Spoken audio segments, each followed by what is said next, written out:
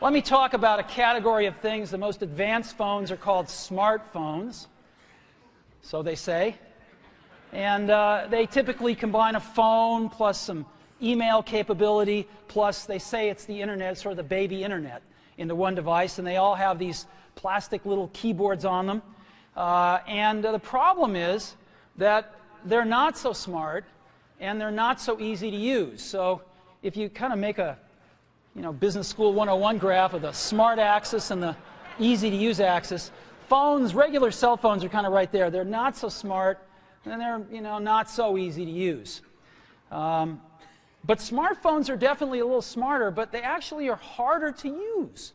They're really complicated. Just for the basic stuff, people have a hard time figuring out how to use them. Well, we don't want to do either one of these things. What we want to do is make a leapfrog product that is way smarter than any mobile device has ever been and super easy to use. This is what iPhone is. Okay? So, we're going to reinvent the phone with a revolutionary user interface. Is the result of years of research and development, and of course it's an interplay of hardware and software. Now, why do we need a revolutionary user interface? I mean, here's 4 smartphones, right? Motorola Q, the BlackBerry, Palm Treo, Nokia E62, the usual suspects. And what's wrong with their user interfaces? Well, the problem with them is really sort of in the bottom 40 there. It's this stuff right here. They all have these keyboards that are there whether you need them or not to be there.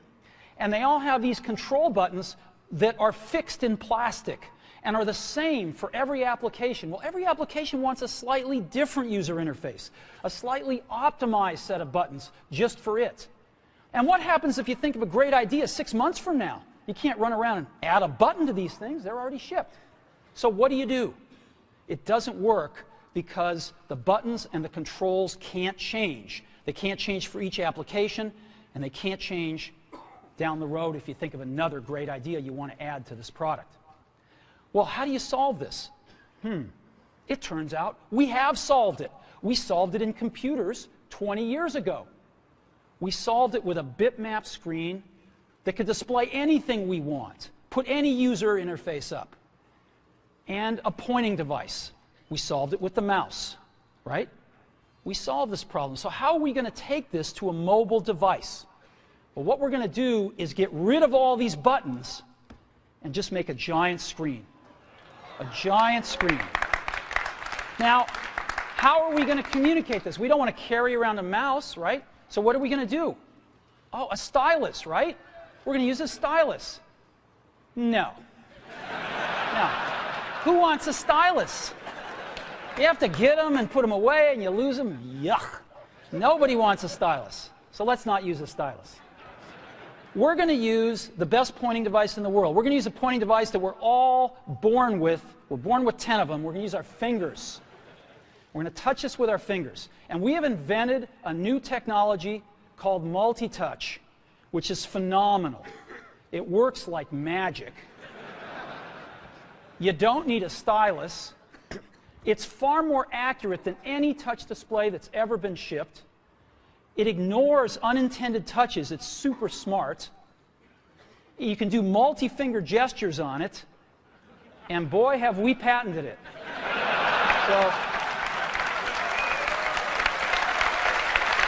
So, we've been very lucky to have brought a few revolutionary user interfaces to the market in our time. First was the mouse. The second was the click wheel.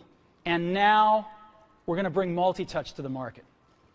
And each of these revolutionary user interfaces has made possible a revolutionary product. The Mac, the iPod, and now the iPhone.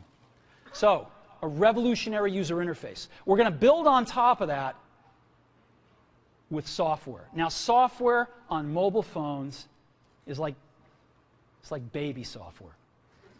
It's not so powerful. And today, we're going to show you a software breakthrough. Software that's at least 5 years ahead of what's on any other phone. Now, how do we do this? Well, we start with a strong foundation. iPhone runs OS X. Now,